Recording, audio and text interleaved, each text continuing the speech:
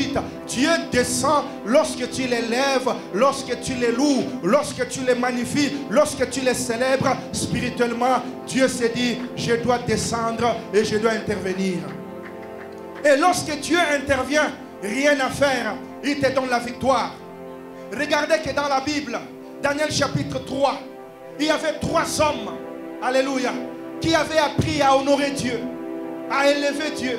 Ils étaient des serviteurs de Dieu, alléluia.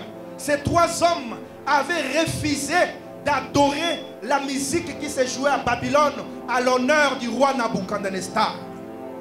Ils avaient refusé, totalement refusé.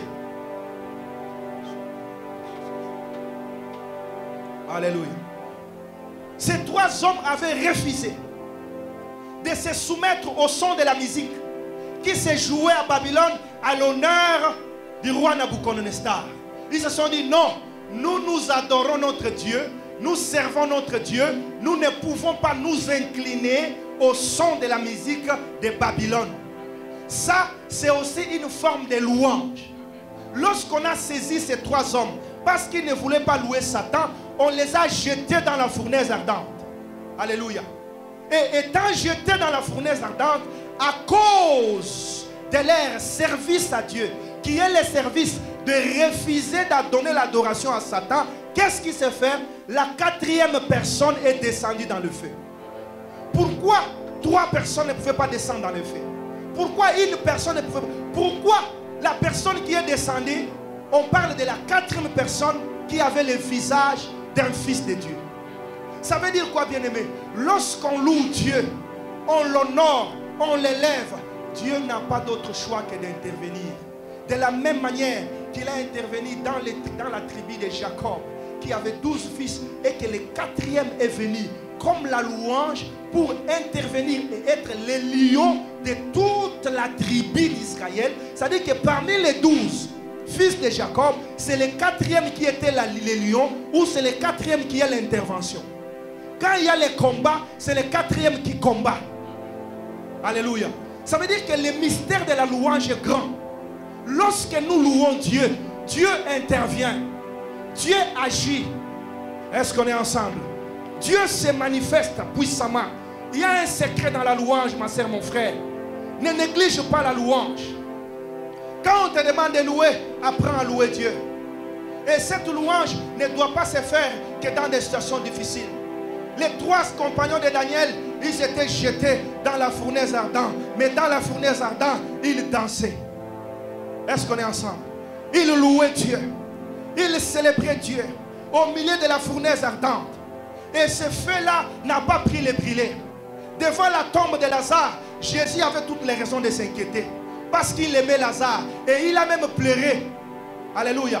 Lorsqu'on lui a parlé de la mort de Lazare. Mais quand il est arrivé devant la tombe, il n'a pas pleuré. Est-ce qu'on est ensemble? Il a plutôt loué Dieu. Je suis venu te dire ce matin, apprends comment on fait descendre Dieu. Dieu, on ne le fait pas descendre par des lamentations. Tes lamentations, au contraire, chassent Dieu. Quand tu te lamentes devant un problème, Dieu se sent humilié. Dieu se sent diminué. Dieu se sent réduit. Alors il se dit, ça ne vaut pas la peine. Parce que cet homme n'a pas la foi. Cet homme ne croit pas en moi. Mais lorsque tu le bénis devant un problème, Dieu se sent honoré et il vient agir. Apprends à honorer Dieu dans des situations qui ne marchent pas. La louange, on ne loue pas Dieu seulement lorsque ça va bien. On ne loue pas Dieu seulement lorsque tout va bien. On loue aussi Dieu quand tout va mal. Devenons de véritables chrétiens. On loue Dieu lorsqu'on est malade. Dans toutes circonstances, bénissez le nom du Seigneur. Dans toutes circonstances, bénissez le nom du Seigneur. Ne soyons pas des chrétiens pleurnichards. Et lorsque nous les bénissons sur les plans spirituels, nous appuyons les 4. Nous disons à Dieu, Seigneur, viens. Nous disons à Dieu, Seigneur, agis. Nous disons à Dieu, Seigneur, délivre-nous de cette situation par notre attitude et notre façon de faire. Est-ce qu'on est ensemble? Alléluia. Les choses de Dieu sont opposées aux choses de la chair. Est-ce qu'on est ensemble? Sur le plan charnel, quand tu es fort, tu as bien mangé, tu as bien bétonné le ventre, tu es capable de faire tout un tas de choses. Mais cette force physique n'a rien à voir avec la force spirituelle. Alléluia. Tu peux être bien rempli physiquement, avoir même la taille et la forme de Goldberg, ça ne signifie absolument rien sur le plan spirituel. Au contraire, celui qui est faible sur le plan physique, parce qu'il s'est imposé des jeûnes, de prières, de retenues, de l'abstinence, il s'est imposé des disciplines. Cette personne-là a beaucoup plus la force spirituelle que celui qui est musclé sur le plan spirituel. Donc ce sont des réalités diamétralement opposées. Il en est de même lorsqu'on est en face des problèmes. Lorsqu'on est en face des problèmes, quand tu pleures, ça ne change rien. Au contraire, lorsque tu élèves, lorsque tu bénis, c'est là que tu écrases ces problèmes. C'est là que Dieu agit. Donnez-moi un bon amen. Nous avons un Dieu de la quatrième personne au milieu du feu. La quatrième personne qui intervient, qui agit, qui n'est rien d'autre que Shida. Et cette quatrième personne descend quand on les loue, descend quand on les lève, descend quand on les magnifie. Tu veux faire descendre Dieu dans ta maison, commence à les bénir. Seigneur, je te bénis pour les drogues de mon fils. Même si mon fils prend la drogue, je sais que tu es Dieu. Seigneur, je te bénis sur la santé de ma femme. Même si ma femme est malade, je sais que tu es Dieu. Seigneur, je te bénis dans mes études. Même si j'ai échoué, je sais que tu es Dieu. Seigneur, je te bénis dans tout ce que j'ai comme problème. Je sais que tu es Dieu. Quand il est fait, bien mes frères et sœurs, les lions descendent, les lions atterrissent. Il dit qu'il m'élève. Pourquoi il m'élève? Il m'élève parce qu'il est malade. Non, cette maladie ne me respecte pas. Si cette maladie me respectait, il n'allait pas attaquer l'adorateur. Il n'allait pas attaquer Judas. Alors je descends, j'enlève la maladie. C'est ça la procédure. La force physique, c'est-à-dire signifie la nullité sur le plan spirituel. La faiblesse physique, c'est la force sur le plan spirituel. Le pleur sur le plan spirituel signifie la nullité, les doutes, les échecs et la honte. Tandis que le fait de louer Dieu sur le plan spirituel, c'est la force. Donnez-moi un bon amen. Quand tu loues Dieu, tu le fais intervenir. Arrête de pleurer devant des problèmes. Loue plutôt Dieu. Alléluia. Loue plutôt Dieu. Parce que louer Dieu, c'est la quatrième personne qui signifie l'intervention. Lorsque les disciples, dans la Bible, avaient expérimenté le miracle de multiplication des pains, Christ leur a envoyé, allez-y. Alléluia. Lui, il est allé sur la montagne prier. Et pendant que les disciples avançaient, la Bible déclare vers la quatrième veille de la nuit. Est-ce qu'on est ensemble? C'est vers la quatrième veille de la nuit que Christ s'est mis sur la mer pour suivre les disciples qui étaient en péril. Les disciples étaient dans la barque. L'eau s'agitait de tous côtés. Ils ont regardé à la quatrième veille de la nuit un homme qui venait à eux marchant sur les eaux. Est-ce qu'on est ensemble? Marchant sur les eaux. Le chiffre 4, c'est la louange. Ça veut dire quand tu loues Dieu, Dieu va venir à ta rencontre.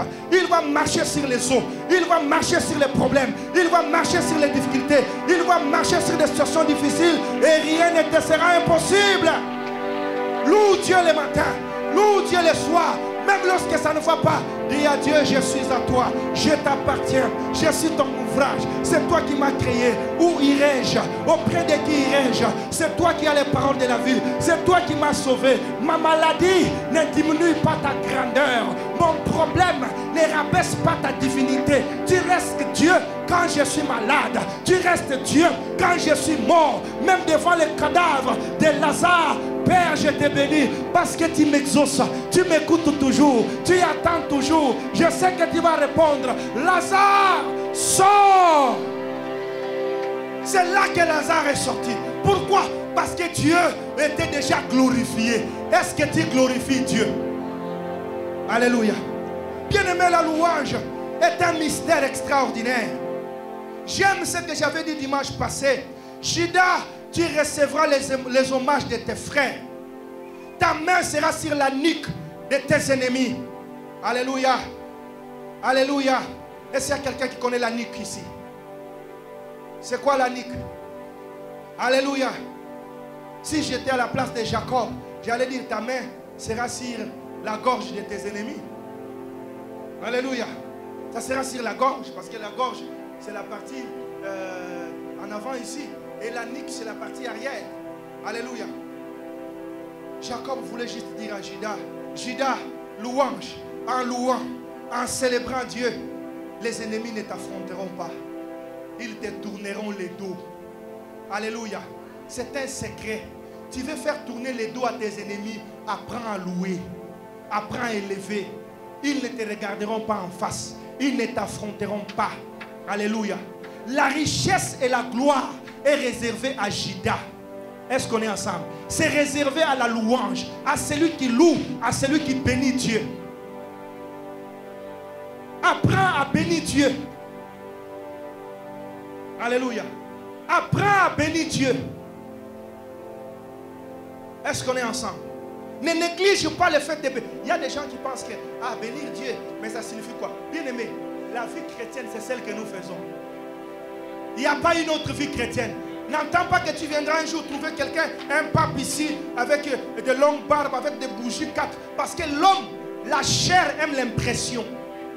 La chair aime l'impression. Tu ne trouveras pas une table dressée, ça va être des bougies. Oh, aujourd'hui, ça va être terrible. Non, c'est ça la vie chrétienne. Quand tu danses, quand tu loues, tu fais descendre Dieu. Quand tu pries, tu lèves tes mains, Dieu entend, Dieu exauce. Quand tu offres, c'est ça la vie chrétienne. Il n'y a pas une autre vie au-delà de ça. N'attends pas de voir des choses extraordinaires. Tu dois juste accentuer, amplifier ce que tu fais. En l'amplifiant, en l'accentuant, c'est là que tu auras des résultats. S'il n'y a pas de résultats dans ta vie, parce que tu loues et tu adores sans révélation. Tu loues, tu adores sans savoir ce qui se passe. Quand on chante ici, toi tu es là, tu penses ainsi dessus. Bien-aimés frères et sœurs, la louange, l'invocation à Dieu te connecte au monde des esprits. Si vous lisez dans Daniel chapitre 3, dont je viens de parler tantôt, les 3 amis de Daniel, ils avaient refusé la musique, d'adorer la musique. Parce qu'en réalité, même chez toi à la maison, ce que tu ne sais pas, c'est que quand tu mets la musique mondaine, si tu ne sais pas, tu te connectes aux puissants des ténèbres. Les choses, les personnes qui chantent là, je vais vous dire une vérité. Si moi qui adore Dieu, même si je chante une très belle chanson et que je n'ai pas un contact avec Dieu, je n'ai pas l'alliance avec Dieu, j'ai plutôt l'alliance avec les démons. Si toi tu viens chanter ma chanson, tu te mets en connexion avec mon démon. Est-ce que tu m'as écouté? Tu te mets en connexion avec mon démon. Et quand tu élèves ces démons-là chez toi, par la cassette, par les musiques, par les audios, ainsi de suite, ces démons-là vont venir. C'est pourquoi Dieu nous enseigne et nous encourage d'apprendre à les louer, de les célébrer. Même chez nous à la maison, quand tu as un problème, mets une bonne louange.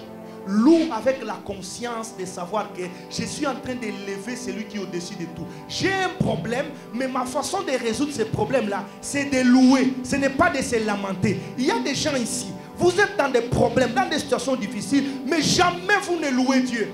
Vous pensez qu'en pleurant, Dieu va écouter. Non, Dieu va écouter en les louant.